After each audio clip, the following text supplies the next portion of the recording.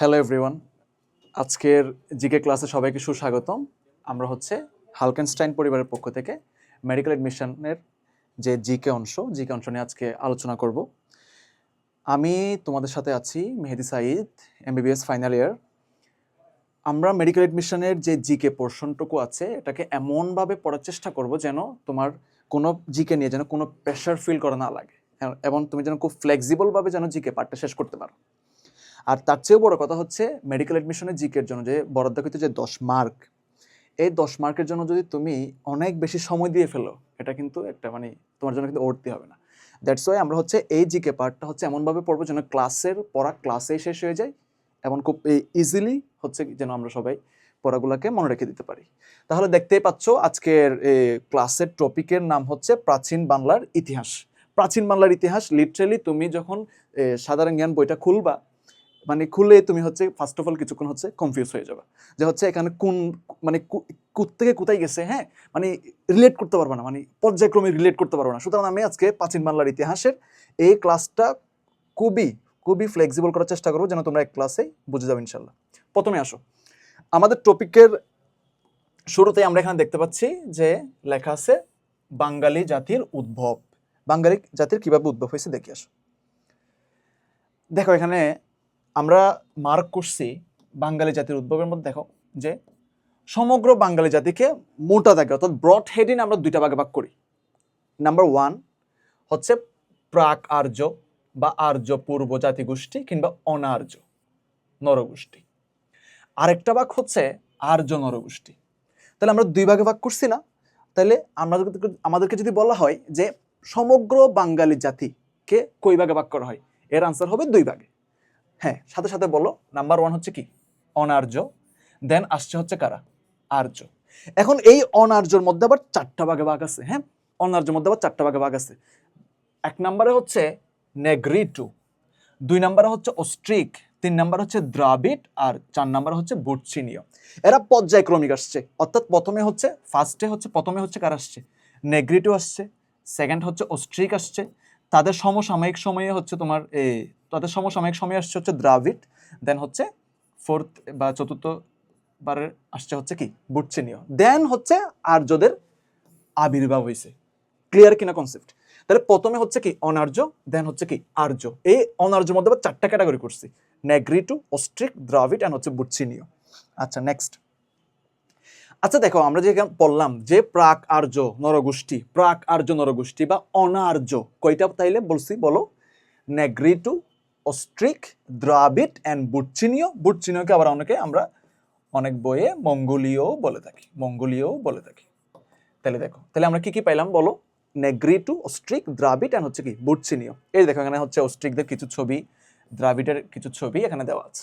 আচ্ছা, নেক্সট। নেগ্রিটু সম্পর্কে জানবো। আচ্ছা, নেগ্রিটু সম্পর্কে ফার্স্ট ইনফরমেশন আমি তোমাদেরকে কিন্তু বলছি যে সমগ্র বাঙালি জাতিকে আমরা ডিফাইন করছি বা ভাগ করছি হচ্ছে দুই ভাগে। নাম্বার 1 হচ্ছে অনার্য, দেন হচ্ছে আর্য। অনার্যের মধ্যে ফার্স্টে কার আসছিল? নেগ্রিটু। দ্যাটস ওয়াই এদেরকে বলা হয় এই ভূখণ্ডের, অর্থাৎ বাংলা ভূখণ্ডের প্রথম জনগোষ্ঠীর নাম হচ্ছে কি? নেগ্রিটু। তাহলে এটা কোনোভাবেই ভুল করা যাবে না। হ্যাঁ, তাহলে কোনোভাবেই ভুল করা যাবে না যে প্রথম জনগোষ্ঠী কারা ছিল। তাহলে প্রথম জনগোষ্ঠী কারা ছিল? নেগ্রিটু ছিল। তুমি জাস্ট আমাদের ওই সিকুয়েলটা মনে রাখবা যে কোনটার পরে কোনটা আসছে, ওই সিকুয়েলটা মনে রাখবা। That's enough. ওকে, আসো নেক্সট। নেগ্রিটু। এখন নেগ্রিটুর মধ্যে কারা কারা পড়ছে? নেগ্রিটুর মধ্যে কারা কারা পড়ছে একটু দেখো। যে ভিল প্রজাতি, এই যে বিল যারা জাতি আছে, সাঁওতাল, দেন হচ্ছে মুন্ডা, এই সমস্ত পূর্বপুরুষ হচ্ছে কোত্থেকে আসছে? নেগ্রিটু থেকে আসছে। তাহলে এই জিনিসটা অবশ্যই রিমাইন্ডে রাখতে হবে। এবং একই সাথে তোমাকে কিন্তু একটু আগে আলোচনা করে দিছি যে অনার্য এবং আর্য, ফার্স্টে আসছে অনার্য। অনার্যদের মধ্যে প্রথমে ছিল কারা? নেগ্রিটু। দ্যাটস ওয়াই এদেরকে এই ভূখণ্ডের কি বলা হয়? প্রথম জনগোষ্ঠী বলা হয়। আই হোপ সো সবার এটা মুখস্থ হয়ে গেছে। তাহলে নেগ্রিটু থেকে যদি তোমাকে বলে যে সাঁওতালদের পূর্বপুরুষ কারা ছিল, খুবই ইম্পর্টেন্ট। সাঁওতালদের পূর্বপুরুষ ছিল কারা বলো? নেগ্রিটু। কিংবা মুন্ডাদের পূর্বপুরুষ কারা ছিল? নেগ্রিটু। দ্যাটস ওয়াই পারবে ইনশাল্লাহ। এবার আসো, তাহলে এখানে সুন্দর করে আমি কিছু ছবি দিচ্ছি। সাঁওতাল যারা হচ্ছে জনগোষ্ঠী আছে, মুন্ডা যে সমস্ত জনগোষ্ঠী আছে, তাদের কিছু সুন্দর ছবি দেখতে পাচ্ছ। দেখো এখানে সুন্দর করে দেখা আছে নেগ্রিটু, ভিল, সাঁওতাল, মুন্ডা ইত্যাদির হচ্ছে কি? পূর্বপুরুষ। ক্লিয়ার কনসেপ্ট না বলো? তাহলে অনার্য থেকে আমরা প্রথম যেটা নেগ্রিটু সম্পর্কে আমরা জেনে ফেললাম। আচ্ছা, নেক্সট আসো, এবার হচ্ছে 2 নাম্বার। 2 নাম্বারে কে ছিল বলো তো? অস্ট্রিক। ওকে, এখন আস্তে আস্তে হচ্ছে সভ্যতার কি হচ্ছে, ক্রমবিকাশ হচ্ছে। হ্যাঁ, সো অস্ট্রিক নিয়ে যেহেতু আলোচনা করব, তাহলে দেখো এখানে কি লেখা আছে যে প্রায় 5 থেকে 6 হাজার বছর পূর্বে হচ্ছে অস্ট্রিক জাতি কোন কোন রিজিয়ন থেকে আসছে, এটা কিন্তু ইম্পর্টেন্ট। দেখো আমি এখানে রেড মার্কিন করছি, মার্কিনটা কি লিখে দিচ্ছে এখানে, অস্ট্রেলিয়া এন্ড ইন্দোনেশিয়া থেকে বাংলায় প্রবেশ করে এবং নেগ্রিটোদের পরাজিত করে। তাহলে সিকোয়েন্সটা কি ছিল? তাহলে আমি সিকোয়েন্সটা যদি তোমাদের জন্য আরেকবার রিপিট করি, যে সমগ্র বাঙালি জাতিকে আমরা 2 ভাগে ভাগ করছি ব্রড হেডিংয়ে। একটা হচ্ছে কি বলো, একটা হচ্ছে অনার্য, আর একটা হচ্ছে কি আর্য। হ্যাঁ, তাহলে এই এই যে অনার্যের মধ্যে প্রথমে কে ছিল? নেগ্রিটো। সেকেন্ডে কে আসছে বলো? সেকেন্ডে আসছে হচ্ছে অস্ট্রিক। সো অস্ট্রিকরা কাদেরকে পরাজিত করছে? ওই যে নেগ্রিটোদেরকে পরাজিত করছে। আচ্ছা, নেক্সট অস্ট্রিক। এই অস্ট্রিক গোষ্ঠী থেকে বাঙালি জাতির প্রধান অংশ গড়ে উঠেছে বলে মনে করা হয়। ঠিক আছে, তাহলে যদি বলা হয় যে বাঙালি জাতির প্রধান প্রধান অংশ, একদম মেইন পার্ট কোত্থেকে আসছে, তাহলে আনসার কি হবে বলো? অস্ট্রিক। ওকে, এখন অস্ট্রিক জাতিকে বলা হয় নিষাদ জাতিগোষ্ঠী। এখন তুমি বলো, তোমাকে তোমার নাম মনে করো হচ্ছে, আমি হচ্ছে যেহেতু আমার বাসা যেহেতু কক্সবাজারে, সো কক্সবাজারে একটা আঞ্চলিকতা নিয়ে তোমাদের সাথে একটু আলোচনা করি। মনে করো হচ্ছে তোমার নাম হচ্ছে মাসুম। ঠিক আছে, তোমার নাম হচ্ছে কি? তোমার নাম হচ্ছে মাসুম, কিন্তু আমাদের কক্সবাজারের আঞ্চলিক ভাষায় এটার বলা হবে মাসন। বুঝতে পারছো কিনা? মাসন মিয়া। তাহলে এইরকম একটু ব্যঙ্গাত্মক করে বন্ধুরা ডাকি, মানে মনে করো তোমার নাম হচ্ছে শহীদ, বন্ধুরা ডাকতেছে মনে করো শহীদ দা, হইতে পারে। তাহলে ঠিক একইভাবে এদের তো অ্যাকচুয়াল নাম হচ্ছে কি অস্ট্রিক, এদেরকে তাইলে নিষাদ নামে ডাকে। এখন নিষাদের একটা অর্থ আছে, নিষাদ এই শব্দের একটা অর্থ আছে, এটা আমরা পড়বো। এখন নিষাদ নামে কারা ডাকে এটা জানতে হবে না? ওই যে বলছিলাম অনার্যের পর আসছিল কারা? আর্যরা এদেরকে হচ্ছে হেয় প্রতিপন্ন করে এদের নাম দিছিল কি? নিষাদ জাতিগোষ্ঠী। এখন নিষাদ জাতিগোষ্ঠীর অর্থটা কিন্তু আমরা জানবো। হ্যাঁ, আচ্ছা, তার আগে আরেকটু পরে নি। দেখো অস্ট্রিক সম্পর্কে আরেকটু পরে নি। অস্ট্রিকদের, এই যে অস্ট্রেলিয়া মহাদেশের আদিবাসীদের সঙ্গে অস্ট্রিকবাসী বা আদি অস্ট্রেলীয়দের নৃতাত্ত্বিক বৈশিষ্ট্য ও ভাষার মিল রয়েছে বলে তাই এদের নামকরণ করা হয়েছে অস্ট্রিক। তবে এরা যে কেবলমাত্র বাংলায় ছিল কিন্তু তা নয়, 30,000 বছর আগে অস্ট্রিকবাসী আদি অস্ট্রেলীয় ভারতীয় উপমহাদেশীয় কি ছড়িয়ে ছিটিয়ে ছিল। তাহলে এটুকু অবশ্যই কি মাইন্ডে রাখতে হবে। আচ্ছা, এখন আসো তাইলে নিষাদ জাতিগোষ্ঠী যেটা বলছিলাম ওইটা নিয়ে একটু আলোচনা করে দিই। সেটা হচ্ছে অস্ট্রিকবাসী, অর্থাৎ অস্ট্রিক ভাষায় যারা কথাবার্তা বলতো, তাদের সমসাময়িক এই যে আদি অস্ট্রেলীয়দের আরো নিকটতম প্রতিবেশী ছিল হচ্ছে কিরাত নামে পরিচিত। তাহলে অস্ট্রিকবাসী যারা হচ্ছে আদি অস্ট্রেলীয় থেকে হচ্ছে বিলং করে, তাদের সমসাময়িক যে হচ্ছে প্রতিবেশী ছিল তাদেরকে আমরা কি নামে ডাকতাম বলো? কিরাত। কি নামে ডাকতাম বলো? কিরাত। এরা হচ্ছে ওয়ান টাইপ অফ মঙ্গোলয়েড জনগোষ্ঠী। কিরাতরা হচ্ছে মঙ্গোলয়েড জনগোষ্ঠী। প্রাচীন বাংলায় অস্ট্রিকবাসী আদি অস্ট্রেলীয়দের পাশাপাশি আচরণ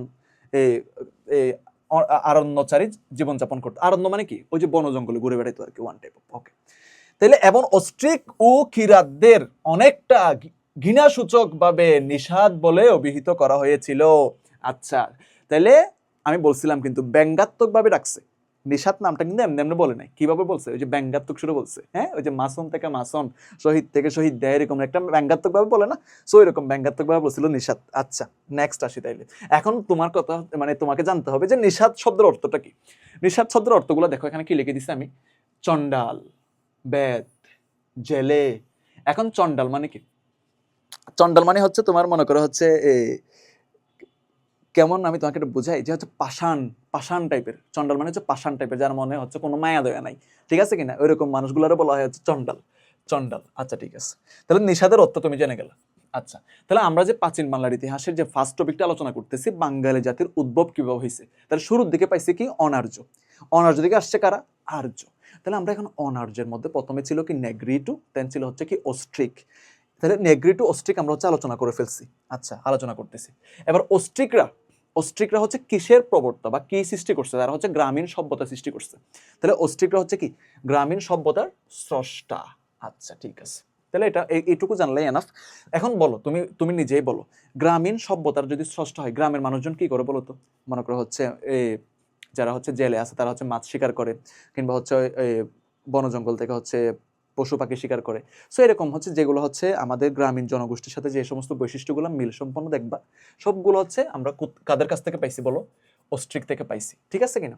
তাহলে এই কথাগুলো এখানে লেখা আছে, যে কৃষি কাজ করা, যে লাঙ্গলের দরকার, এই লাঙ্গলের ব্যবহারটা কোথা থেকে আসছে, ওই যে অস্ট্রিক থেকে আসছে, ঠিক আছে। এছাড়াও কৃষকের যে প্রতীক, এই সমস্ত জিনিসগুলো, এই যে খাল বিল ইত্যাদি, হচ্ছে মাছ ধরা থেকে শুরু করে সবকিছু অস্ট্রিক জাতি থেকে পাইছি আমরা।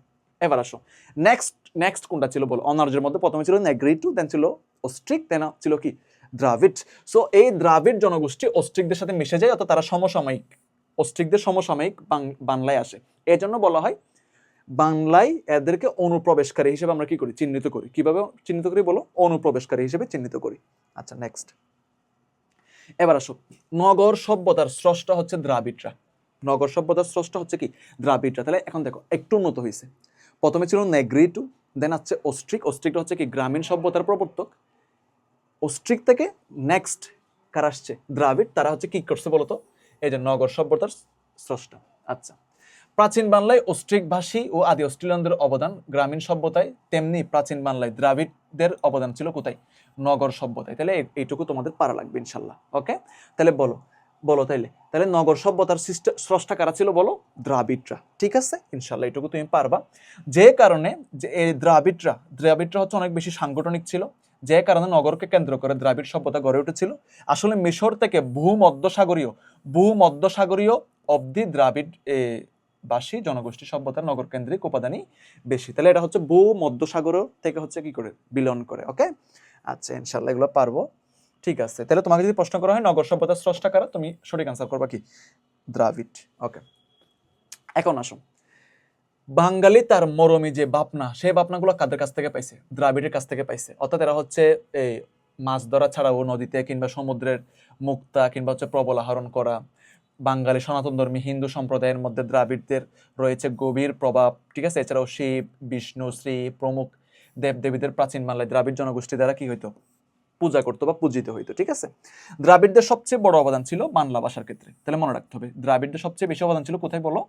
বাংলা ভাষার ক্ষেত্রে। তাহলে দেখো আমরা সিকোয়েন্সটা কি পাইলাম বলো? সিকোয়েন্সটা পাইলাম হচ্ছে প্রথমে নেগ্রিটু, দেন পাইলাম হচ্ছে কি বলো? নেগ্রিটু পাইছি, নেগ্রিটু পরে কার ছিল? অস্ট্রিক, এখন পাচ্ছি কাদের? দ্রাবিড়।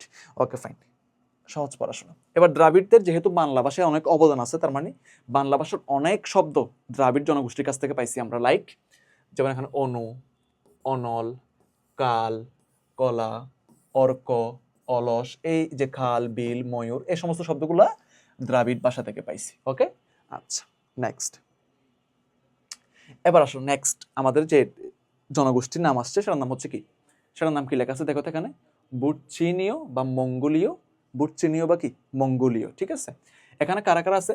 গারো, ত্রিপুরা, চাকমা, কোচ।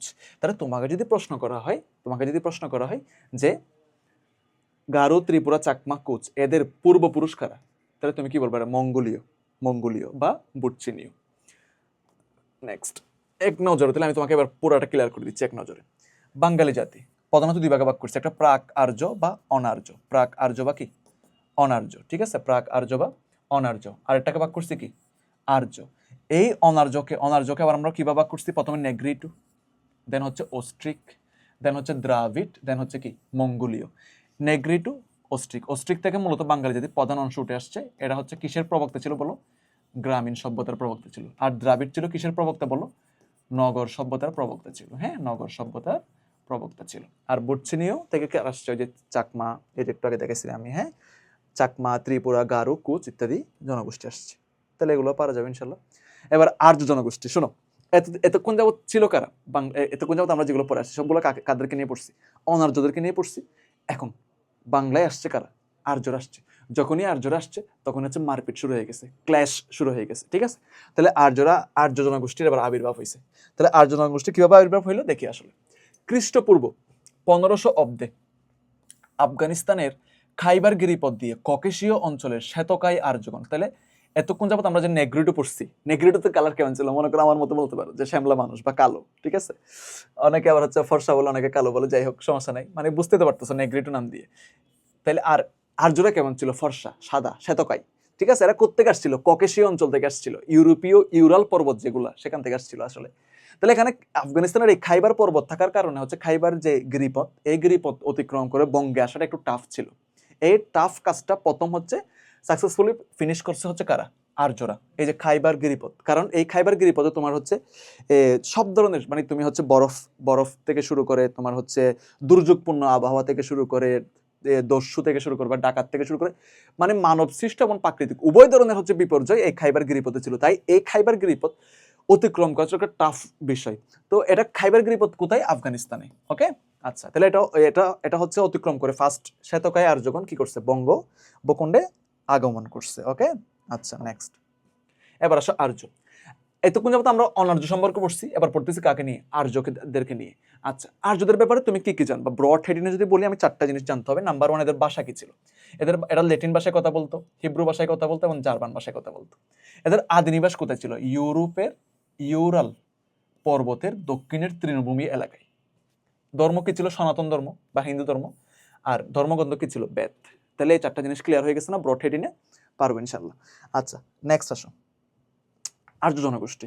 ঠিক আছে, আর্য জনগোষ্ঠী তাহলে কি বললাম? ওই যে আর্য জনগোষ্ঠী যখন আসছে, আর্যরা যখন আসছে তখন কি হয়েছে বলতো? কি বলছিলাম? তখন হচ্ছে এখানে কি হয়েছে? এক ধরনের ক্ল্যাশ হয়েছে, মানে যুদ্ধ হয়েছে। ঠিক আছে কিনা? কাদের সাথে? অনার্যদের সাথে। তাহলে ওনারা কখন আসছিল? বহিরাগত আর্যরা 1500 খ্রিস্টপূর্বে দ্রাবিড়গণ দ্বারা নির্মিত সিন্ধু সভ্যতা, ওই যে বললাম যে দ্রাবিড়রা কি নগর সভ্যতার স্রষ্টা, নগর সভ্যতার কি স্রষ্টা, ওই যে সিন্ধু সভ্যতার নগর সমূহ কি করে দেয়? ধ্বংস করে। এবং আর্যদের আগমনের ফলে ধীরে ধীরে অস্ট্রিক ভাষা হারিয়ে যেতে থাকে এবং বিবর্তনের মাধ্যমে ক্রমান্বয়ে বাংলা ভাষার উৎপত্তি হয়। কাজেই বলা যায় যে বাঙালি হচ্ছে কি? বাঙালি জাতি হচ্ছে কি এক ধরনের সংকর জাতি, অর্থাৎ এখানে অনেক ধরনের মিশ্রণ আছে। তুমি বাঙালিদের মধ্যে হচ্ছে ফর্সা মানুষও দেখবা, আবার হচ্ছে নেগ্রিটো টাইপ বা হচ্ছে কালো মানুষও দেখবা, ঠিক আছে, আবার শ্যামলা মানুষও দেখবা, মানে অল কাইন্ড অফ মানুষ একদম মিলেমিশে আছে। দ্যাটস ওয়াই এদেরকে বলা হচ্ছে কি? সংকর জাতি। তাহলে আই হোপ সো ক্লিয়ার। তাহলে প্রথমে ছিল অনার্যরা, অনার্যদের আবার 4টা ব্রড হেডিংয়ে পড়ছি। ঠিক আছে, নেগ্রিটো, অস্ট্রিক এন্ড হচ্ছে তোমার দ্রাবিড এন্ড হচ্ছে মঙ্গোলীয়। দেন হচ্ছে চলে আসছে কারা? আর্য জনগোষ্ঠী। আর্য জনগোষ্ঠী সম্পর্কে আমরা তো এখন অলরেডি পড়লাম। আচ্ছা, নেক্সট। এবার আমাদের বাঙালি জাতির উদ্ভব, এই টপিকটুকু আমাদের শেষ। আই হোপ সো ক্লিয়ার হয়েছে তোমরা। অনার্য এবং আর্য এরকম ব্রড হেডিংয়ে ভাগ করার পরে তোমরা আই হোপ সো পড়লে আর কোনো দিনই এগুলো ভুল হওয়ার কথা না। জাস্ট আমি এতক্ষণ যাবত যে কথাগুলো বললাম এগুলো জাস্ট মনোযোগ দিয়ে একটু শুনছো, দ্যাটস এনাফ। ঠিক আছে, আচ্ছা, এবার আসো প্রাচীন জনপদ সম্পর্কে একটু পড়ি আমরা। এই যে প্রাচীন জনপদ সম্পর্কে একটু পড়ি। আচ্ছা, প্রাচীন জনপদ। আচ্ছা, প্রাচীন জনপদ, যারা প্রাচীন জনপদ বলতে কি কি বোঝাই আসলে সেটা একটু বুঝতে হবে না? প্রাচীনকালে কোনো অখণ্ড রাষ্ট্র গড়ে ওঠেনি, তার মানে প্রাচীনকালে কোনো অখণ্ড রাষ্ট্র ছিল না। ছোট ছোট অনেকগুলো অঞ্চলে বিভক্ত ছিল। ঐতিহাসিকরা এগুলাকে ঠিক রাজ্য বা রাষ্ট্র না বলে কি বলতো? জনপদ বলতো। তাহলে কনসেপ্ট ক্লিয়ার। জনপদ মানেটা কি? তাহলে জনপদ মানেটা কি? প্রাচীনকালে কোনো অখণ্ড রাষ্ট্র ছিল না, ছোট ছোট কিছু কি ছিল মনে করা হচ্ছে তোমার ছোট ছোট অনেকগুলো অঞ্চলে বিভক্ত ছিল। যারা ইতিহাসবিদ বা ঐতিহাসিক যারা, তারা কি করছে? এগুলোকে মানে রাজ্য কিংবা রাষ্ট্র না বলে কি বলেছে? জনপদ বলেছে। জনপদ কেন বলেছে? কারণ এখানে হচ্ছে মানুষ বসবাস করতো, মানুষের হচ্ছে সারাউন্ডিংস বা হচ্ছে যাতায়াত ছিল, দ্যাটস এগুলোকে হচ্ছে কি বলছে? জনপদ বলছে। 4th শতক থেকে গুপ্ত যুগে বাংলায় 16 জনপদের ধারণা পাওয়া যায়। অর্থাৎ 4 ডিকেডসে এসে গুপ্ত শাসন আমলে আমরা হচ্ছে কি 16টি জনপদের ধারণা পাই, সেগুলো এখানে চিত্রের মধ্যে তুমি অনেকটা দেখতে পাচ্ছ। আচ্ছা, এখানে আমি পাশাপাশি 2টা এরিয়া রাখছি। একটা হচ্ছে, একটাতে লেখা আছে হচ্ছে কি দেখো তো, বাংলার প্রাচীন জনপদ, আর একটা হচ্ছে আমাদের বাংলাদেশের বর্তমান রিসেন্ট ম্যাপ, এটা হচ্ছে বাংলাদেশের ম্যাপ। তাহলে এখানে 2টা জিনিসই আছে, একটা হচ্ছে কি আছে এখানে জনপদ, আর একটাতে কি আছে দেখো তো, ম্যাপ। আমি তোমাকে এই 2টা জিনিস পাশাপাশি রাখার একটাই কারণ, সেটা হচ্ছে বাংলাদেশের এই ভূখণ্ড কোন কোন জনপদের কোন কোন অংশে মানে হচ্ছে তোমার ছড়িয়ে ছিটিয়ে আছে, এটা তোমার জানতে হবে। আমি যে একদম শুরু থেকে শুরু করি, যেমন হরিকলে হচ্ছে পাহাড় পর্বত আছে, আর হচ্ছে সিলেট। পাহাড় পর্বতের মধ্যে আমরা কি পাই? তাহলে এখানে নর্মাল যদি বলি এই এরিয়াগুলোতে আমরা আসলে কি দেখতে পাই? পার্বত্য চট্টগ্রাম। আর এখানে আমরা কি দেখতে পাই? সিলেট বিভাগ দেখতে পাই। তাহলে হরিকলের মধ্যে কারা আছে? পার্বত্য চট্টগ্রাম, সিলেট। এখন সিলেটের মধ্যে যে কোনো অংশ, তোমার বলছে সুনামগঞ্জ, হবিগঞ্জ, সবগুলা কিসের মধ্যে পড়বে? হরিকেলের মধ্যে পড়বে। পার্বত্য চট্টগ্রাম মধ্যে কি কি আছে বলতো দেখি? রাঙ্গামাটি, খাগড়াছড়ি, বান্দরবন। তাহলে এগুলো কিসের মধ্যে পড়ছে? অবশ্যই হরিকেলের মধ্যে পড়ছে। এবং লাস্টের অংশ আমি যেখান থেকে বিলং করি, যেমন আমার বাসা কক্সবাজারে, সো এই কক্সবাজার অঞ্চলটাও কোথায় পড়ছে বলো? হরিকেলে পড়ছে। সিম্পল ইস্যু না? তাহলে হরিকেলের মধ্যে কি কি পড়ছে বলে ফেলো তো। হরিকেলের মধ্যে কি কি পড়ছে? নাম্বার 1 বলো। পার্বত্য চট্টগ্রাম মধ্যে কি আছে? 3টা জেলা। এটাও কিন্তু এমসিকিউর জন্য ইম্পর্টেন্ট। বান্দরবন, খাগড়াছড়ি, রাঙ্গামাটি। কক্সবাজার অঞ্চল পড়ছে, আর এদিকে হচ্ছে আমাদের সিলেট বিভাগ পড়ছে। সিলেট বিভাগের সবগুলো জেলা হচ্ছে এখানে পড়ছে। ওকে, এবার আসো বঙ্গ। বঙ্গ একটা মজার ব্যাপার দেখো, এই যে সিলেটের পাশ থেকে ময়মনসিংহ থেকে শুরু করে, এই যে ময়মনসিংহ থেকে শুরু করে ঢাকা বিভাগ হয়ে একদম কুষ্টিয়া থেকে নদিয়া বা হচ্ছে কুষ্টিয়া নদিয়া এন্ড হচ্ছে আপনার খুলনা বিভাগ পর্যন্ত এই পুরাটুকু অঞ্চল পড়ছে বঙ্গতে। তুমি মনে রাখবা সবচেয়ে বড় জনপদের নাম কি, সবচেয়ে বড় জনপদের নাম কি, লার্জ, ঠিক আছে, সবচেয়ে বড় জনপদের নাম কি, বঙ্গ। ব দিয়ে বঙ্গ, ব দিয়ে বড়, শেষ, এটাও শিখে শেষ। তাহলে বঙ্গ শিখে ফেললা। এবার চলে আসো চন্দ্রদ্বীপ। আহা, চন্দ্রদ্বীপ। চন্দ্রদ্বীপ কোথায় পড়ছে তাহলে এখানে, তাহলে তুমি একটু খেয়াল করো চন্দ্রদ্বীপ কোথায় পড়ছে, যদিও ক্লিয়ারলি বোঝা যাবে না হয়তো। চন্দ্রদ্বীপের এরিয়াটা হবে কোথায় আমি তোমাকে বলি। চন্দ্রদ্বীপ, চন্দ্রদ্বীপ কার পূর্ব নাম বলো তো? বরিশাল, ফিরোজপুর। তাহলে ওই অঞ্চলগুলো হচ্ছে কিসের, কোন কোন জনপদের অংশ ছিল বলো? চন্দ্রদ্বীপ। এবার মাঝখানে দেখো, মাঝখানে ফেনী, চট্টগ্রাম এবং হচ্ছে নোয়াখালী, লক্ষ্মীপুর কিছু অঞ্চল নিয়ে হচ্ছে সমতট। তাহলে দেখো এই পোর্শনটুকু আমাদের পুরাটুকু পড়া শেষ। ওকে, তাহলে আমি এখানে পেলাম হরিকেল, দেন পেলাম হচ্ছে বঙ্গ, দেন পেলাম চন্দ্রদ্বীপ, দেন পেলাম হচ্ছে সমতট। দেন এখানে আছে গৌড়। গৌড়তে পড়ছে মূলত চাঁপাইনবাবগঞ্জের অংশ, আর বাকিগুলো হচ্ছে ইন্ডিয়ান অংশ পড়ছে। আচ্ছা, এছাড়া আছে বরন্দ। বরন্দ তো হচ্ছে রাজশাহী পড়ছে, বগুড়া পড়ছে। এছাড়া হচ্ছে তোমার পুন্ড্র। পুন্ড্র তো হচ্ছে রংপুর বিভাগ পড়ছে। ওকে, আমরা এখন ডিটেলসে জানবো দুইটা মানচিত্র, তুমি একটু কোলাবোরেট করে পড়ার চেষ্টা করবা, তাহলে তোমার কাছে পড়াটা অনেক ইজি লাগবে। নেক্সট আসো, প্রথমে আসো বাঙ্গালা। বাঙ্গালা জিনিসটা করতে আসছে, বা বাংলা জিনিসটা করতে আসছে। এর মধ্যে বাংলাদেশের অন্তর্ভুক্ত ছিল 6টা থেকে 7টি জনপদ। তাহলে আমরা বললাম যে প্রথমে গুপ্ত যুগে হচ্ছে আমরা মোট 16টি জনপদের কথা জেনে আসছি। তার মধ্যে বাংলাদেশের অন্তর্ভুক্ত ছিল কয়টা বলতো? 6 থেকে 7টা। 1352 সালে সুলতানি আমলের শাসক শামসুদ্দিন ইলিয়াস শাহ সব জনপদকে একত্র করে বাংলার নাম দেন বাঙ্গালা। তাই তো ইলিয়াস শাহ শাহ-ই বাঙ্গালী নামে পরিচিত। তাহলে ইলিয়াস শাহকে অপর নাম কি বলতো? শাহ-ই বাঙ্গালা। ঠিক আছে, তার কারণ উনি বাঙ্গালা শব্দটার প্রবক্তা ছিল। প্রাচীন বাংলার হচ্ছে জনপদগুলো অলরেডি কিন্তু আমি তোমাকে পড়ে ফেলছি, তারপর আমরা একবার সামারি করে আসো। পুন্ড্র লেখা আছে, পুন্ড্র। পুন্ড্র দিয়ে মনে রাখবা সবচেয়ে প্রাচীনতম জনপদের নাম হচ্ছে পুন্ড্র। আর সবচেয়ে বড়, সবচেয়ে বড় কোনটা বলতো? বঙ্গ। তাহলে বঙ্গ সবচেয়ে বড় জনপদ, আর পুন্ড্র হচ্ছে কি সবচেয়ে প্রাচীন জনপদ। Clear concept? আচ্ছা, এবার আসো পুন্ড্রের মধ্যে কারা পড়ছে? বগুড়া পড়ছে, রাজশাহী পড়ছে, রংপুর পড়ছে, দিনাজপুর পড়ছে ইত্যাদি। হ্যাঁ, দিনাজপুর জেলা অংশ পড়ছে। আর বরেন্দ্রের মধ্যে পড়ছে বগুড়ার বগুড়া পশ্চিমাংশ, পাবনা রাজশাহী বিভাগের উত্তর পশ্চিমাংশ, রংপুরের কিছু অংশ পড়ছে, এন্ড হচ্ছে কি দিনাজপুরের কিছু অংশ পড়ছে। আর বঙ্গের মধ্যে বসে পড়ছি ঢাকা, খুলনা, ফরিদপুর, যশোর, কুষ্টিয়া, ময়মনসিংহ, এই বিভাগ এগুলো পড়ছে। গৌড়, গৌড়ের মধ্যে যতগুলো অংশ আছে, যেমন মনে করা হচ্ছে মালদহ, মুর্শিদাবাদ, বীরভূম, বর্ধমান, সবগুলো হচ্ছে ইন্ডিয়ান অংশ। একটা মাত্র অংশ আছে, সেটা চাঁপাইনবাবগঞ্জ, সেটা হচ্ছে কি বাংলাদেশের অংশ। তাহলে গৌড়ের একমাত্র অংশ হচ্ছে কি চাঁপাইনবাবগঞ্জ, যেটা হচ্ছে কি বাংলাদেশের অংশ। মনে থাকবে ইনশাল্লাহ? আচ্ছা, ঠিক আছে। এবার আসো সমতট। সমতটের মধ্যে দেখো বৃহত্তর কুমিল্লা, নোয়াখালী অঞ্চল কিসের সমতটের আওতায় পড়ছে? রাডের মধ্যে মূলত হচ্ছে বাংলার দক্ষিণাঞ্চল, যেমন বর্ধমান জেলা পড়ছে, লাগবে না খুব একটা। হরিকেল কিন্তু ভাইয়া তোমাকে বলে ফেলছি, বলো কি কি পড়ছে? পার্বত্য চট্টগ্রাম আর সিলেট। ওকে, কক্সবাজারের কিছু অংশ পড়ছে। চন্দ্রদ্বীপ হচ্ছে মূলত বরিশাল ও তার পার্শ্ববর্তী অঞ্চল, বরিশাল আর হচ্ছে ফিরোজপুর, এগুলো মূলত চন্দ্রদ্বীপ এলাকায় পড়ছে। আর ত্রাম্যলিপ্ত মেদিনীপুর জেলা। আচ্ছা, ঠিক আছে, এগুলো জানলাম। নেক্সট, এখান থেকে আমি সবগুলো ব্রডহেড নিয়ে বললাম যে কি কি প্রাচীন জনপদ আমরা পড়ছি। তার মধ্যে একটা আছে দেখো শ্রীহট্ট নিয়ে বলা হয় না, শ্রীহট্ট মূলত সিলেটকে বোঝাই।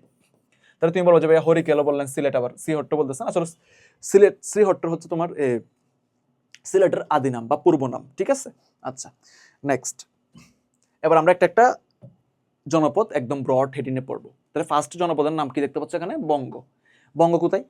বৃহত্তর ঢাকা, ময়মনসিংহ, ফরিদপুর, বরিশাল, পটুয়াখালী ও আয়তনে বৃহত্তম ও স্বাধীন জনপদ। তাহলে আয়তনে বৃহত্তম ও স্বাধীন জনপদ হচ্ছে কোনটা? বঙ্গ। মনে রাখতে হবে, বঙ্গ বড়, লার্জ। ঠিক আছে, আচ্ছা নেক্সট। বঙ্গ থেকে বাঙালি জাতির উৎপত্তি ঘটেছিল, এই কথাটা তুমি জানবা। আসলে আমরা হচ্ছে পদ্মা আছে না, পদ্মা রিভার, ওই যে পদ্মা রিভার, গঙ্গা বাংলাদেশে না প্রবেশ করে নাম ধারণ করছে কি পদ্মা, চাঁপাইনবাবগঞ্জ দিয়ে হচ্ছে এটা আসছে, আমরা জানি। সো এখানে আমরা তো জানি বাংলাদেশ হচ্ছে বদ্বীপ নামে পরিচিত। এই যে বঙ্গ থেকে যে বাঙালি জাতির উৎপত্তি, এটাকে আমরা আসলে এখানে তো সবটুকু লিখে দিছি, তারপরও আমরা দুইটা ক্যাটাগরি করি, যে বঙ্গকে আমরা দুইটা ক্যাটাগরি করি। নাম্বার 1 হচ্ছে বিক্রমপুর, নাম্বার 2 হচ্ছে নাব্য।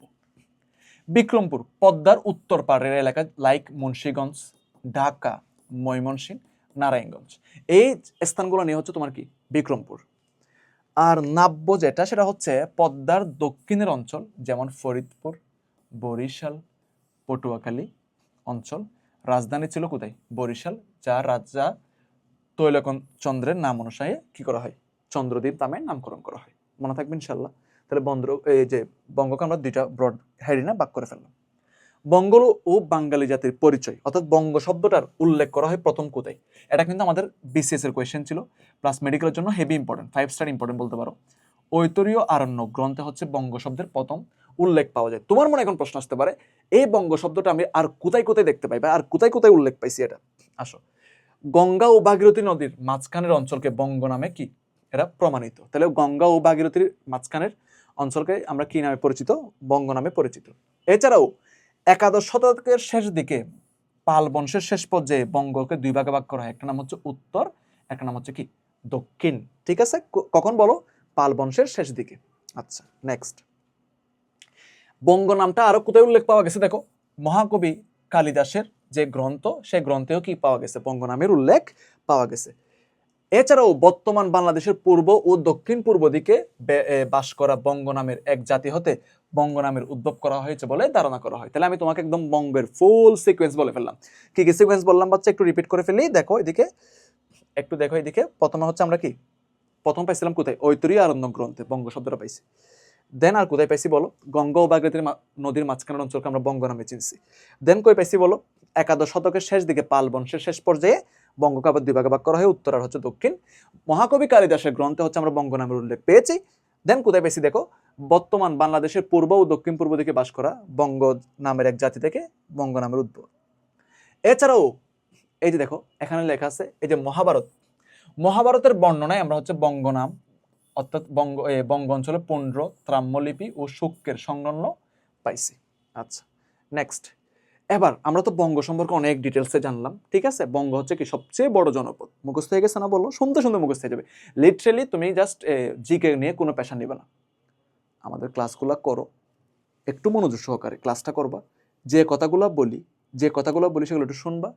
ঠিক আছে কিনা? আর কয়েকটা জিনিস যেগুলো আমরা স্লাইড দিয়ে দেবো, সেটা একটু তুমি ক্লাস শেষে একটু কি করবা? রিভিশন করবা। That's all enough.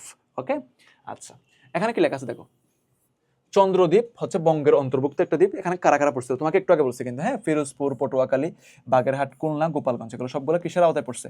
Chandradwip. Even তো বরিশালের পূর্ব নামও ছিল হচ্ছে কি চন্দ্রদ্বীপ। আচ্ছা, নেক্সট, গৌড় অংশতে কোথায় পড়ছে?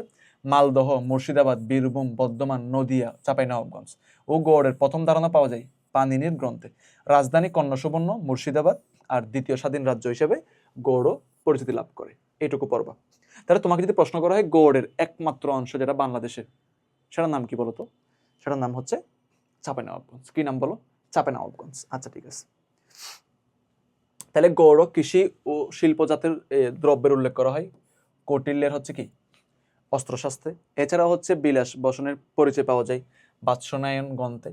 স্বাধীন নরপতির নাম হচ্ছে শশাঙ্ক। মুসলিম যুগে গৌড় ছিল হচ্ছে মালদহ জেলার লক্ষণাবতী। পরবর্তীতে গৌড় বলতে আমরা সমগ্র বাংলাকে বোঝাই। আচ্ছা, পুন্ড্র। এখন আসো পুন্ড্র। বগুড়া, মহাস্থানগড়, রাজশাহী, রংপুর ও দিনাজপুর অঞ্চল হচ্ছে কি পুন্ড্রের অন্তর্ভুক্ত। মনে রাখতে হবে পুন্ড্র শব্দটা প দিয়ে শুরু হচ্ছে। পুন্ড্র শব্দটা প দিয়ে শুরু হচ্ছে। সবচেয়ে প্রাচীন জনপদ। রাজধানীর নাম কি? পুন্ড্রনগর, মহাস্থানগড় ও বগুড়া। আচ্ছা, ঠিক আছে। পুন্ড্রনগর কোন অঞ্চল জুড়ে রয়েছে? মহাস্থানগড় ও বগুড়া। দেন হচ্ছে কি আপনার অত্যন্ত সমৃদ্ধ জনপদ ছিল হচ্ছে কি পুন্ড্র। ওকে, ফাইন, পুন্ড্র সম্পর্কে জানলাম। এখন আমি পুন্ড্র সম্পর্কে আরো কয়েকটা এক্সট্রা তথ্য তোমাদেরকে দিই। পুন্ড্রের রাজাদের রাজধানীর নাম কি ছিল? পুন্ড্রনগর। কি ছিল বলো? পুন্ড্রনগর।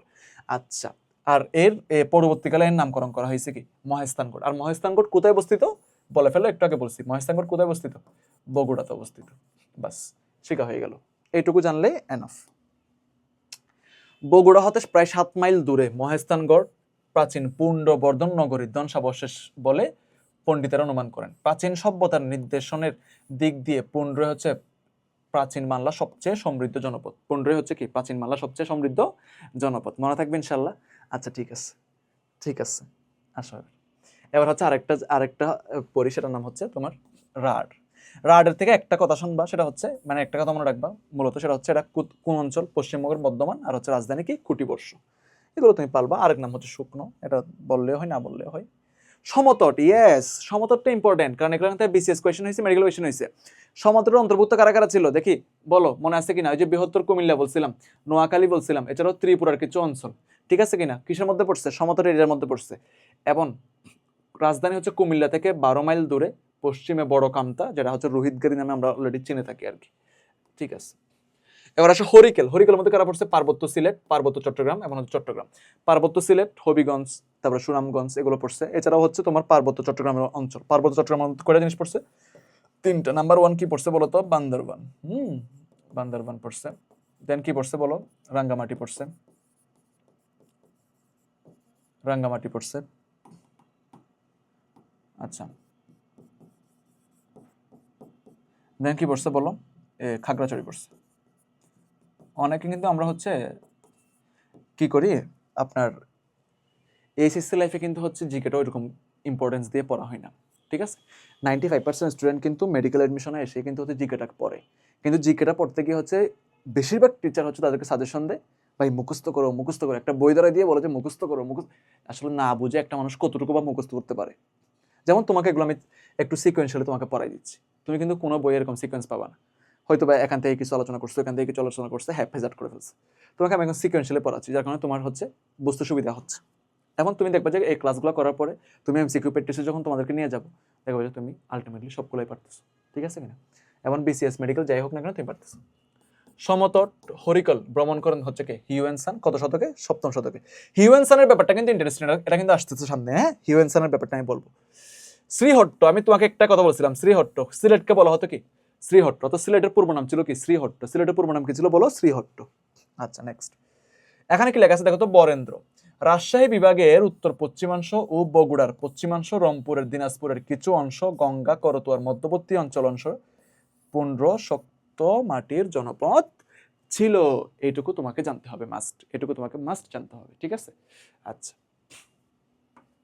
এবার সেখানে লাস্ট একটা হচ্ছে আমরা জনপদ সম্পর্কে জানবো, তার নাম হচ্ছে ত্রাম্যলিপ্ত। খুব বেশি একটা ইম্পর্টেন্ট না, তুমি শুধুমাত্র এটা জানবা প্রাচীনকালে ত্রাম্যলিপ্ত গুরুত্বপূর্ণ নৌ বাণিজ্যের কেন্দ্র হিসেবে পরিচিত ছিল। এটাই 5 স্টার আমাদের জন্য। প্রাচীনকালে ত্রাম্যলিপ্ত গুরুত্বপূর্ণ নৌ বাণিজ্যের কেন্দ্র হিসেবে কি ছিল? পরিচিত ছিল। নেক্সট। এবার আমরা যতগুলো জনপদ পড়ছি সবগুলোর একটা সামারি এখানে দেওয়া আছে, তাহলে তুমি আবার এগেইন সামারি করবা। পুন্ড্র সবচেয়ে কি বলছিলাম বলো তো? পুন্ড্র সবচেয়ে কি বলছিলাম? প্রাচীন। বরেন্দ্র কি বলছিলাম বলো? বরেন্দ্র। বরেন্দ্র হচ্ছে কোথায়? রাজশাহী বিভাগ, তাই না? আচ্ছা, আর হচ্ছে বগুড়াতে পড়ছে কিছু অংশ। বঙ্গ। বঙ্গ। বঙ্গ হচ্ছে কি? সবচেয়ে বড়। সবচেয়ে বড়। ঢাকা হচ্ছে কোথায় পড়ছে? বঙ্গের মধ্যে পড়ছে। কুষ্টিয়া কোথায় পড়ছে? বঙ্গে পড়ছে। ফরিদপুর বঙ্গে পড়ছে। দেন হচ্ছে তোমার তোমার হচ্ছে সরি ময়মনসিংহ বিভাগ বঙ্গে পড়ছে। গৌড়ের একমাত্র অংশ যেটা বাংলাদেশের, সেটা হচ্ছে চাঁপাইনবাবগঞ্জ। সমতট কুমিল্লা নোয়াখালী, ঠিক আছে। হরিকেল হচ্ছে কোথায়? পার্বত্য চট্টগ্রাম, পার্বত্য সিলেট। আচ্ছা, জনপদের গুরুত্বপূর্ণ তথ্য তোমাকে বলে ফেলছিল। সবচেয়ে প্রাচীনতম পুন্ড্র। ঐতরীয় আরণ্যক সর্বপ্রথম বঙ্গ শব্দের উল্লেখ পাওয়া যায়। পানিনি গ্রন্থে সর্বপ্রথম গৌড়ের উল্লেখ পাওয়া যায়। তাহলে কোথায় কোন শব্দের উল্লেখ পাওয়া গেছে সেটা পড়বা। কালিদাসের গ্রন্থে বঙ্গ উল্লেখ পাওয়া যায়। আকবরের সভাকবি ছিল হচ্ছে কে জানো? আবুল ফজল। আকবরের শাসন আমলে সভাকবি ছিল হচ্ছে কে? আবুল ফজল। আবুল ফজলের একটা লেখা বই আছে, তার বইয়ের নাম হচ্ছে আইনি আকবরী। বাংলা শব্দের ব্যবহার করেন। তাহলে বাংলা এত আল বা জমির সীমানা সূচক, যে আমরা যে চট্টগ্রামের ভাষায় বলা হয় আইল, আইল, ঠিক আছে কিনা? আইল থেকে আল, সেম সিমিলার ওয়ার্ড, সেখান থেকে হচ্ছে বাংলা শব্দটি ব্যবহার করেন। আচ্ছা, ইবনে বতুতা সম্পর্কে তোমরা অনেকে নাম শুনছো। উনি কোথাকার অধিবাসী জানো? ইবনে বতুতা ইম্পর্টেন্ট, উনি ছিলেন মরক্কোর ওই অধিবাসী। কিতাব আল রেহেলা, কিতাব আল রেহেলা গ্রন্থে প্রথম বঙ্গাল শব্দের উল্লেখ পাওয়া যায়। তাহলে বলো ইবনে বতুতা, ইবনে বতুতা কোথাকার অধিবাসী? মরক্কোর অধিবাসী। তার কিতাবের নাম কি? তার বইয়ের নাম কি? কিতাব। বই, কিতাব মানে কি? বই না? তাহলে কিতাব আল রেহেলা। আর উনি হচ্ছে কি? প্রথম বঙ্গাল শব্দের উল্লেখ করেন, ঠিক আছে। আচ্ছা, এইটুকু পড়তে পড়তে তোমার হচ্ছে একটা গল্প বলে ফেলি। গল্পটা কি? দেখো, তুমি এখন মেডিকেল অ্যাডমিশন দিচ্ছ। মেডিকেল অ্যাডমিশনের হচ্ছে কিছু ব্যাপার তোমাকে অবশ্যই অবশ্যই মাথায় রাখতে হবে। সেই ব্যাপারগুলো কি কি সেটা বলতেছি, শোনো। মনে করো আচ্ছা, তোমার একটা এই গল্পটা তোমাকে সাজাই বলি। একটা হচ্ছে দ্বীপ, একটা দ্বীপ। একজন হচ্ছে একবার সমুদ্র ভ্রমণে গেছে আর কি, সমুদ্র ভ্রমণে গেছে। সাডেনলি হচ্ছে সমুদ্রের মাঝখানে এসে হচ্ছে ঘূর্ণিঝড়ের কবলে পড়ায় তার হচ্ছে জাহাজটা ডুবে যায়। সে কোনো রকম হচ্ছে সাঁতার কেটে হচ্ছে একটা নির্জন একদম হচ্ছে একটা নির্জন, যেখানে মানুষজন বসবাস করে না, ওরকম একটা দ্বীপে গিয়ে ওঠে। আচ্ছা, ঠিক আছে, দ্বীপে গিয়ে উঠলো। এখন দ্বীপে গিয়ে উঠতে দেখে যাচ্ছে সেখানে কোনো মানুষ নাই, সে একা। কয়েকদিন, 1-2 দিন ওয়েট করলো কেউ তাকে উদ্ধার করতে আসে কিনা। আসলে কেউই তাকে উদ্ধার করতে আসে না। এভাবে চলতে চলতে সে হচ্ছে কোনো রকম একটা কুঁড়েঘর বানাইছে, কুঁড়েঘর মতো বানাইছে। আরেকদিন হঠাৎ করে সমুদ্রে ঝড় উঠলো, ওই কুঁড়েঘরটাও উড়ে চলে গেছে, মানে ভেঙে দুমড়ে মুচড়ে গেছে। ঠিক আছে, এবার সে চিন্তা করলো কি ওই দ্বীপের জঙ্গল থেকে হচ্ছে কিছু শক্ত কাঠ সংগ্রহ করে একটা হচ্ছে ভালো মতো একটা কি করবে, ঘর তৈরি করবে, এবং সমুদ্র থেকে মাছ শিকার করে সে হচ্ছে জীবন ধারণ করবে। এখন তার তো বেঁচে থাকা লাগবে, তাই না? আচ্ছা, ঠিক আছে। এখন হচ্ছে যাইতে যাইতে একদিন হচ্ছে সে রান্না বসিয়ে সে হচ্ছে বনে গেছে ফলমূল সংগ্রহ করতে। ওই রান্না থেকে আগুনের সূত্রপাত হয়ে তার যে একটা ঘর ছিল, ওই ঘরটাও পুড়ে গেছে। সে যখন বন থেকে যখন ফল সংগ্রহ করে এসে দেখে যে হচ্ছে তার ঘরটাও পুড়ে গেছে, সে হচ্ছে খুবই হতাশ হয়ে পড়ে, খুবই হতাশ হয়ে পড়ে, এবং হচ্ছে সৃষ্টিকর্তাকে হচ্ছে সে হচ্ছে নানাভাবে হচ্ছে দোষারোপ করতে থাকে যে বারবার আমার সাথে কেন এমন করো, হ্যাঁ, যে হচ্ছে আমার সাথে কেন এমন হয়। ঠিক আছে, আচ্ছা। সে বলে হতাশ হয়ে একদম সমুদ্রের কিনারে এসে বসে আছে। কিছুক্ষণ পরে হঠাৎ করে দেখে একটা জাহাজ কিনারার দিকে আসতেছে। সে তো অবাক, কারণ এতদিন তো কোনো জাহাজ আসে নাই। জাহাজটা কিনারার দিকে আসছে, কিনারায় আসার পরে জাহাজকে যে হচ্ছে নাবিক, তাকে সে জিজ্ঞেস করলো যে হচ্ছে আপনি কিভাবে এখানে আসলেন। তো ও একটা আনসার দেয়। সে আনসারটা হচ্ছে একটু আগে হচ্ছে এখানে আমরা একটা আগুনের সংকেত দেখে হচ্ছে আমরা এইদিকে আসি। তাহলে এখানে একটা মেসেজ আছে। এতদিন যাবৎ সে হচ্ছে চাইছে তাকে কেউ উদ্ধার করুক, শেষমেশ তাকে কেউ উদ্ধার না করে সে হচ্ছে ওই বেঁচে থাকার উদ্দেশ্য হচ্ছে ওই দ্বীপে হচ্ছে সে ঘর তৈরি করছে বসবাস করার জন্য। সেই ঘরটাও পুড়ে গেছে, কিন্তু ওই ঘর পুড়ে যাওয়ার যে আগুনের শিকা, ওই আগুনের শিকা থেকে হচ্ছে তাকে একটা জাহাজ কি করতে আসছে, উদ্ধার করতে আসছে, যেটা তার মনে ছিল। আচ্ছা, এবং সে হচ্ছে ফাইনালি ওই দ্বীপ থেকে উদ্ধার হয়, এবং সে হচ্ছে স্বাভাবিক জীবনে ফেরত যায়। এই গল্প থেকে আমাদের একটা মেসেজ আছে। মেসেজটা হচ্ছে যতদিন না পর্যন্ত তোমার লাইফে রাইট মুভমেন্টটা আসতেছে, ততদিন পর্যন্ত তোমাকে কষ্ট করে যেতে হবে। তুমি ফলাফল আশা করলে হবে না। আল্লাহ তাআলা যখনই মনে করবেন যে তোমাকে এই মুহূর্তে এই জিনিসটা দেওয়া উচিত, তখনই তোমার লাইফে ওই জিনিসটা তুমি দেখতে পাবা। ওকে, সুতরাং তুমি মেডিকেল এডমিশনের প্রিপারেশন নেওয়াকালীন তোমার অনেক ধরনের হচ্ছে তোমার ঝড় অনেক তোমার উপর দিয়ে যাবে। যেমন কোশ্চেনের পরীক্ষা মনে করো মার্ক কম পাচ্ছ, কিংবা তোমার হচ্ছে আব্বা আম্মা হচ্ছে তোমার হচ্ছে বকাবকি করতেছে, তারপর হচ্ছে নানা ধরনের ফ্যামিলিতে ইস্যু থাকতে পারে, তারপর তোমার মেন্টাল স্ট্রেস থাকতে পারে। এই সবগুলো বিষয় দেখে যদি তুমি নিজেকে মানে থমকে রাখো, বা হচ্ছে নিজেকে যদি ফিউজ করে রাখো, বা হচ্ছে নিজের যদি কাজগুলো যদি তুমি কমপ্লিট না করো, তাহলে কিন্তু আলটিমেটলি তুমি কিন্তু পিছিয়ে পড়লা, তাই না বলো? সো এই জন্য যেটা মাথায় রাখতে হবে সেটা হচ্ছে আমার চারিপাশে যাই হোক না কারণ আমার যে টার্গেট মেডিকেল অ্যাডমিশন ক্র্যাক করা, মেডিকেল একটা সিট নেওয়া। সো ওই টার্গেটে তোমার কি থাকতে হবে, অবিচল থাকতে হবে, তাইলে কিন্তু তুমি টার্গেট রিসিভ করতে পারবে। আর সবসময় সৃষ্টিকর্তার উপর বিশ্বাস করতে হবে, বেশি বেশি ইবাদত করবা, তাহলে তোমার জার্নিটা কি হবে, অনেক ইজি হবে। চলো আমরা হচ্ছে আবার পড়াশোনায় ফেরত আসি। তাহলে এখানে দেখো অনেকগুলো হচ্ছে প্রাচীনকালে অনেকগুলো জনপদের কথাবার্তা বলছে, এবং তার মধ্যে আমরা কয়েকটা জনপদ অলরেডি পড়ে ফেলছি, পুণ্ড্রবর্ধন, গৌড়, বঙ্গ ইত্যাদি। আচ্ছা, এগুলো তো এখানে একটা আলোচনা আছে। আলোচনাটা হচ্ছে কি, প্রাচীনকালে অনেক শাসক চেষ্টা করছিল সবগুলা জনপদরে একত্রিত করে একটা লার্জ স্টেট করতে, ঠিক আছে কিনা? যেমন ইউনাইটেড স্টেট অফ আমেরিকা, অনেকগুলো স্টেট মিলে গঠিত না? সো এরকম একটা বড় স্টেট করতে চাইছিল, কিন্তু তারা আলটিমেটলি ওটা পারে নাই। এই কথাটা এখানে লেখা আছে আর কি, ঠিক আছে? তাহলে রাজনৈতিক ওই অনেক হচ্ছে চাইছিল হচ্ছে কি পরিপূর্ণতা লাভ করে হচ্ছে বিভক্ত জনপদগুলোর হচ্ছে ঐক্যবদ্ধ করার জন্য প্রচেষ্টা করে হচ্ছে কারা, পাল ও সেন বংশের রাজারা, ঠিক আছে কিনা? কিন্তু এর আগে কিন্তু তারা কি, এর আগে যারা শাসক ছিল তারা কিন্তু পারে নাই। যেমন পাল ও সেন বংশের আগে হচ্ছে তোমার গুপ্ত বংশ ছিল, মৌর্যরা ছিল, ওরা কিন্তু পারে নাই। কথা বুঝতে পারছি কিনা? ঠিক আছে, তাহলে ওরা কিন্তু পারে নাই, কিন্তু পারছে কারা বলতো? পাল এবং সেন বংশের রাজারা পারছে, কিছুটা পারছে। আচ্ছা, তুমি যদি হচ্ছে এই কিভাবে বাঙালি জাতির উদ্ভব হয়েছে এটা যদি তুমি জানতে চাও, মোহাম্মদ হাবিবুর রহমানের এই বইটা পড়বা। মানে তোমার যদি মানে জানার আরো আগ্রহ বা স্পৃহা থাকে যে গঙ্গারিদ্ধি থেকে বাংলাদেশ এই বইটা পড়বা, তাহলে তুমি আরো অনেক ডিটেলসে জানতে পারবা। এবার এখানে আমরা হচ্ছে আর কিছু কিছু টপিক আলোচনা করব। এখন তাহলে আমরা বাঙালি জাতির উদ্ভব টপিকটা কভার করছি, দেন হচ্ছে তোমার প্রাচীন জনপদগুলো হচ্ছে কভার করছি। এখন হচ্ছে নতুন একটা টপিক আমরা হচ্ছে দেখবো, সেটা হচ্ছে আলেকজান্ডারের ভারতীয় উপমহাদেশে আগমন। আচ্ছা, আলেকজান্ডার জাতিতে ছিল একজন আর্য গ্রিক, তাহলে আমরা পড়লাম প্রথমে ছিল অনার্য, দেন হচ্ছে আর্য। আচ্ছা ঠিক আছে। তিনি ছিল মেসোডোনিয়ার রাজা ফিলিপসের পুত্র। খ্রিস্টপূর্ব 334 অব্দে ফিলিপসের মৃত্যু হলে আলেকজান্ডার মেডিসনের সিংহাসনে আরোহণ করেন। আর আলেকজান্ডার খ্রিস্টপূর্ব 327 অব্দে ভারতবর্ষ আক্রমণ করেন। আচ্ছা, আলেকজান্ডারের প্রধান সেনাপতির নাম ছিল সেলিউকাস। সেলিউকাস আলেকজান্ডার ভারতবর্ষ ছেড়ে যাওয়ার সময় সেলিউকাসের উপর ভারতবর্ষের শাসনের দায়িত্ব রেখে যান। আর আলেকজান্ডারের মৃত্যুর পর সেলিউকাসকে পরাজিত করে ভারতবর্ষতে গ্রিক প্রাধান্যের অবসান ঘটান কে? চন্দ্রগুপ্ত মৌর্য।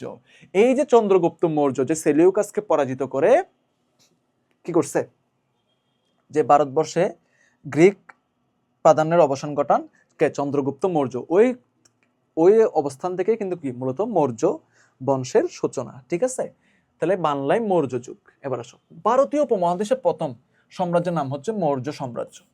চন্দ্রগুপ্ত মৌর্য নন্দ রাজবংশকে পরাজিত করে মগধের সিংহাসনে আরোহণ করার মাধ্যমে ভারতের মৌর্য সাম্রাজ্য প্রতিষ্ঠা লাভ করে। পরবর্তীতে আলেকজান্ডারের সেনাবাহিনীকে আমরা পরাজিত করে তিনি এই সাম্রাজ্যের বিস্তার ঘটান। প্রাচীন ভারতের প্রথম সর্বভারতীয় ঐক্যরাষ্ট্র স্থাপন করেন চন্দ্রগুপ্ত মৌর্য। খ্রিস্টপূর্ব 321 থেকে খ্রিস্টপূর্ব 125 পর্যন্ত মোট 9 জন শাসক মৌর্য বংশকে কি করেন? শাসন করেন। তাহলে এগুলো আমরা দেখবো কোন 9 জন শাসক। আসো, কারা? প্রথমে ছিল কে? চন্দ্রগুপ্ত মৌর্য, দেন আসছে কে? বিন্দুসার, দেন আসছে হচ্ছে কে? বিন্দুসার, এরপর আসছে কে? সম্রাট অশোক, ঠিক আছে, দেন আসছে কে? দশরথ, দেন আসছে সম্প্রীতি, তারপর আসছে শালীশুক, দেববর্মন, শতধানবান, তারপর আসছে বৃহদ্রতা। এই নামগুলা কিন্তু খুবই ইন্টারেস্টিং।